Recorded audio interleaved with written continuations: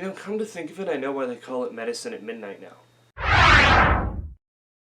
Because this album came out at midnight, and it's like medicine for anybody who is craving just raw, new rock music. And the Foo Fighters, I gotta say, delivered. As 4 years ago when Concrete and Gold came out, I was a little disappointed, as was everybody else. Don't get me wrong, I think the singles off of that record were actually really, really good single choices, but it just left us craving more.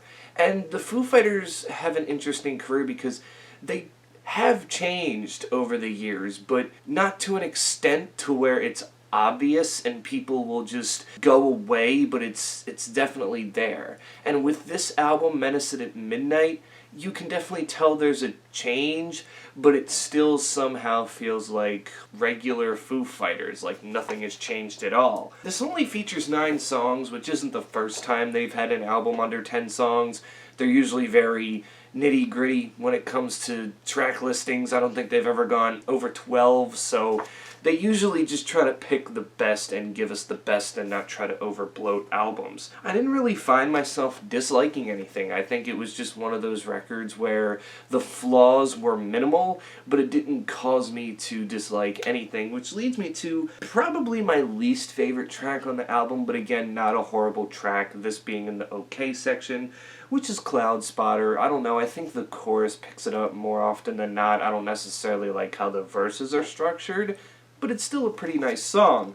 And then, I guess the rest of the 8 songs just had to be my favorites. Making a Fire is a fantastic way to kick things off. I know it features those generic, like, na-na-nas in them, but they fit in the right place, they fit the atmosphere, they feel like they belong, and it gets you pumped and ready to just get into this album. Shame, Shame, I know when I had first reviewed the single, I'd said it was very underwhelming, but I think looking at it, it's very underwhelming as a first single, but as a song overall, not bad. I really like it. I think it's just too catchy enough for me not to like. I like the shame, shame part, but then I do like the actual chorus that comes with it where it does feel like your typical Foo Fighters fashion.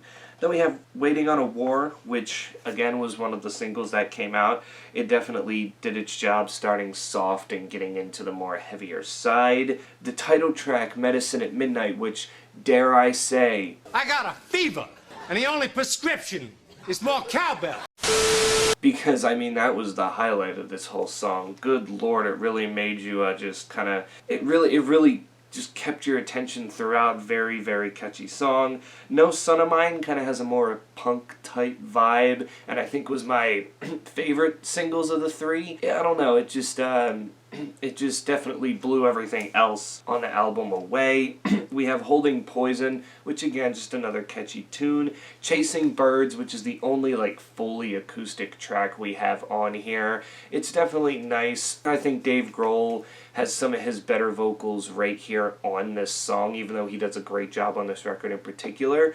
But this song, the vulnerability you feel from it is definitely something in this case. So they did a good job with this little ballad here. And then the finisher, When Love Dies Young. It can get a little repetitive, especially toward the end. But as a finisher, it's nice because it's not one of those ones where it finishes off on a soft note. This comes right after Chasing Birds, which if you would think of anything to close an album off, it would be Chasing Birds. But they decided to go again with the more atmospheric route to finish the album off, where it's not too intense, but it's intense enough to let us know that, hey, this is the end of the album. And throughout its 9-track listing, it was a definite treat. I remember just sitting here listening to this and just being like, you know, my emotions actually just stayed the same throughout this whole record than they did on Concrete and Gold, where the first couple of songs were really good, and then after that I'm just sitting there going, what happened? When did we derail? But here you don't necessarily get that. And again, it's just another one of those weird albums from the Foo Fighters where you're like, oh yeah, this is different, but also it's not. It's just, they're confusing in that way, but in a good way, because although they're not particularly, sounding the same with every album, they do something different. You can still pinpoint it as, this is the Foo Fighters, I know what this sounds like, and they've just become known to basically making music that everybody can just, automatically guess them with the name off the top of their head. So, yeah, big rebound from what Concrete and Gold had to offer. I think this thing deserves an 8.5 out of 10. It's one of my favorite of the year so far. It's only early February, so anything can change. But for now, I am definitely going to rock this album more because all 9 tracks just really are some of my just favorites. They really are, and the fact that I couldn't find anything to dislike was just amazing considering what their last album had to offer. Now it's an 8.5 because there were some things that I was nitpicking on, some things like the way something sounded or some of the lyric-wise could get a little cringy at some points, but for the most part it doesn't bring the song down. So yeah, that's my thoughts on this new Foo Fighters album. You can tell me in the comments below, what did you think of this album? Did you like it? Did you hate it? What were your favorite songs and least favorite songs from this record? Until then, guys, stay safe out there, wear your mask, and I will catch you all in the next one.